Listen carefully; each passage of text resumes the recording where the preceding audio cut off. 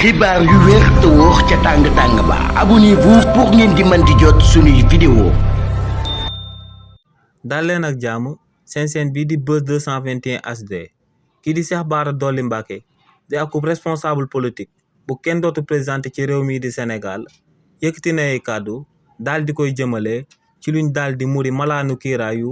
député bii di Farba Ngom te ne nuñ ko amalee dara gënu koo jaar yoon si li ni mel kii di Cheikh Bara Dolly Mbacké ne Ousmane Sonko ginnaaw bam daan nekk ci opposition bi ci coow li nga xam ne dafa jaaroon ci diggante moom ak kookee di Adji Sarr ginnaaw bañ daan muri malaanu kiiraay député bi biir assemblée nationale ne ñetti fan lañ ko amalee ci régime président Macky Sall te ne ci régime boobee la Farba Ngom bokkoon nekkoon ci réewu Sénégal di gundaanaat te ne Farba Ngom amul fu mu taxawut daal di défendre régime président Macky Sall daal di wax que ne ñooñee ba ñuy muri malaanu kiiraayu député bii di Ousmane Sonko musuñu woon a jalgati yoon te ne ñëpp xam nañ que ne malaanu kiiraayu député ci lu tolloog ñett fan waaye nee nag sëgëm jamono day dox kookee di Farba Ngom tey dox na bañ daal di toll ci bësam ne kookee di Farba Ngom nag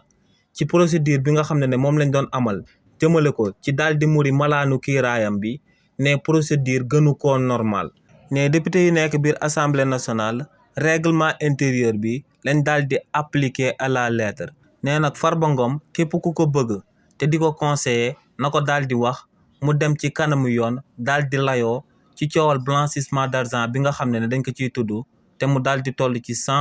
125 milliards de francs CFA ne bu fekkee ne laale na wala mu daal di tax ci mbir moomee lu war yoonu réewu Sénégal moom mooy mu daal di jël daani méngoog ñaawteef bu mu daal di amal ñu daal di koy jël daal di koy teg ci ndoddam ne bu fekkee ne nag laalewut wala mu daal di bañ a taq ci mbir moomee lu war yoonu réewu Sénégal moom mooy ñu daal di koy bàyyi mu dem daal di ñibbi këram.